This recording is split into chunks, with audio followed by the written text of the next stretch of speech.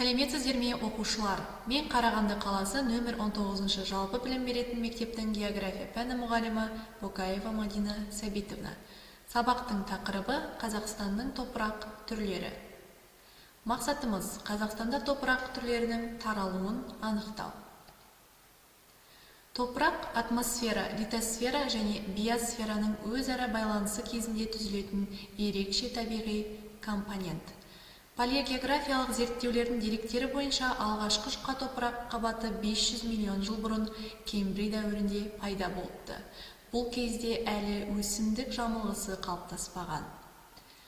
Топырақ жамылғысын зерттейтін топырақтану ғылымы жас ғылымы, ал оның негізін салған 19 ғасырдың 80-ші жылдары орыс ғалымы Василий Васильевич Докучаев еді. Ол топырақтың табиғи және тарихи дене екенін анықтады. Топырақ түзуші түрткі жайттарға климат, геологиялық уақыт, жер бедері, жануарлар, микроорганизм, өсімдіктер, су, адам, тау жыныстары жатады. Топырақтың құрамында шірінді, су, ауа, саз, құм бар. Топырақ кескіні топырақты тік бағытта қазғанда көрінетін қабаттар жиынтығы. Топырақ 1,5-2 метр тереңдікке дейін қазылғанда оның барлық қабаттары айқын байқалады. Топырақ қабаттары топырақтың түзілу барысында біртіндеп қалыптасады және олардың түсі, құрылымы мен тығыздығы әр түрлі болады.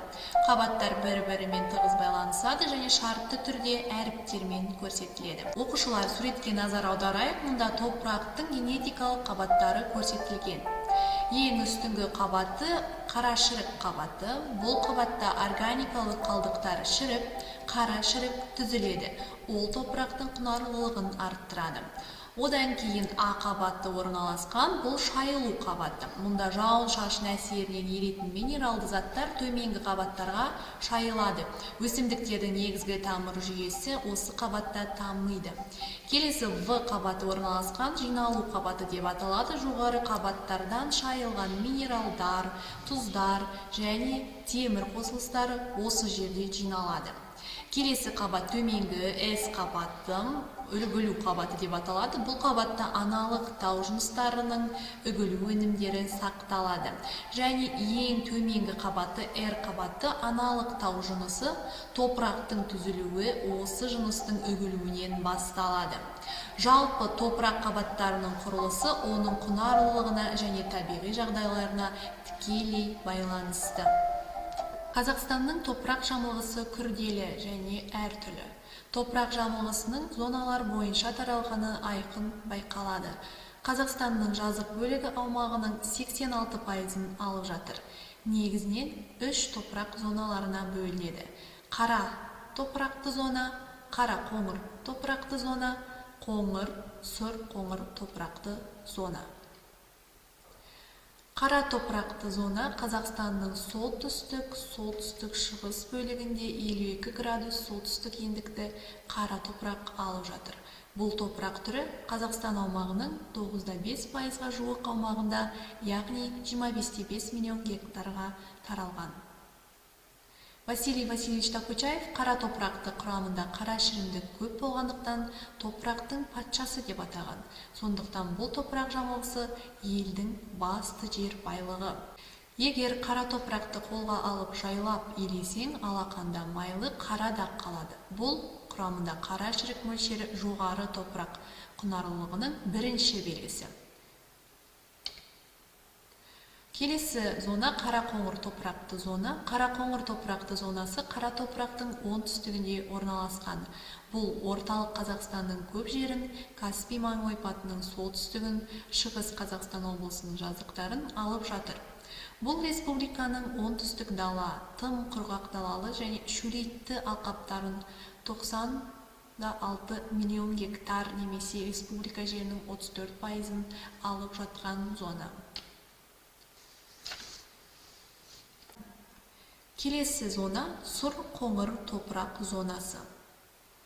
Қазақстанның оңтүстік бөлігінде шөл, жартылай шөлді климаттық аймақтарда кездесетін топырақ түрі.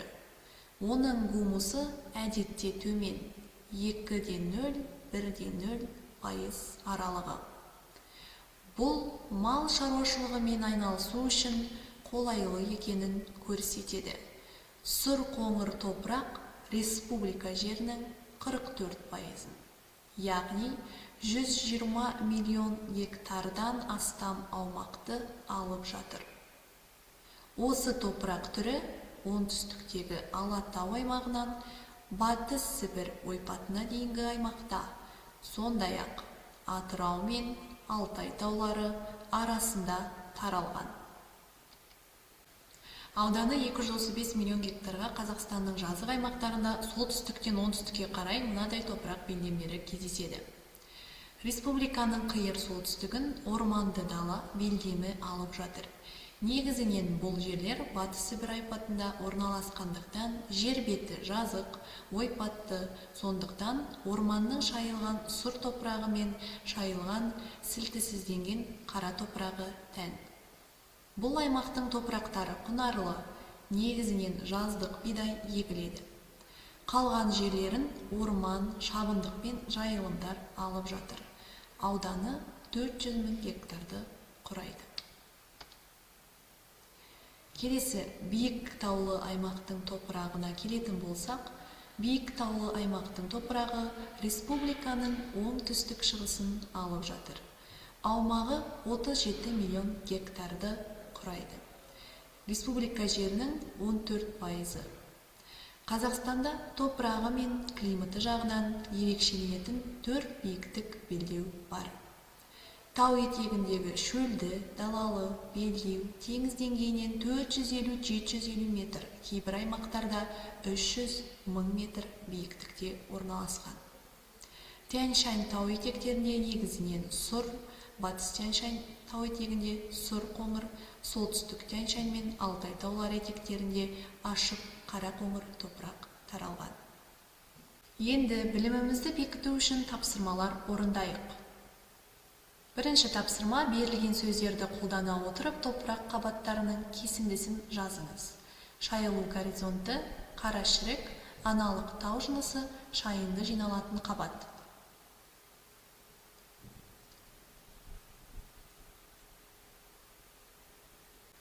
Жауабына назар аударамыз.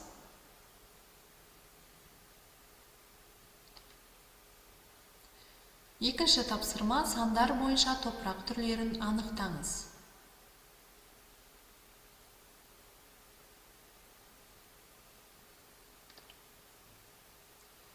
Жауабы: қара топырақ, қара қоңыр топырақ және сұр қоңыр топырақ. Үшінші тапсырма: Қазақстанның топырақ түрлеріне сипаттама беріңіз. Құрамындағы қара шірік мөлшерін және топырақ түрлерінің таралу аймағын көрсетіңіз.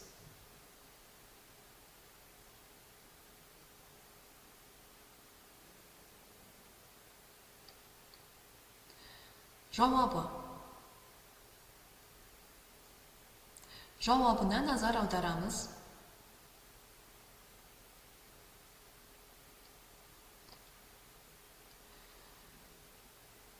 Қазақстанның топырақ түрлері тақырыбы бойынша қорытынды. Қазақстан территориясы үлкен болғандықтан, оның топырақ жамылғысы күрделі және әр түрлі. Топырақ жамылғысының зоналар бойынша таралғаны айқын байқалады. Қара топырақты зона республиканың солтүстігінде тараған. Бұл зона солтүстік Қазақстан облысын түгелімен, Қостанай үлкен бөлігін, Ақмола, Павлодар облыстарының солтүстік жерін қамтиды. Қара топырақ қоректік заттарға, өсімдіктерге, пайдалы микроорганизмдерге бай. Қара қоңыр топырақ зонасы орталық Қазақстанның көп жерін, Каспий маң ойпатының солтүстігін, шығыс Қазақстан облысының жазықтарын алып жатыр. Бұл топырақ зонасының солтүстігінде астық өндіру мен мал шаруашылығымен айналысады. Өйткені мұнда ылғал аз түседі. Сұр қоңыр топырақ республика жерінің 44%, яғни 120 миллион гектардан астам аумақты алып жатыр. Жазы ыстық және қысы суық жерлерде жауын-шашынның жылдық мөлшері 80-100 мм құрайтын континентті климат жағдайында түзіледі. Үй жұмысы: Қазақстанның топырақ түрлерін салыстырмалы майындырма форматында жасаңыз. Назарларыңызға рахмет, сау болыңыздар.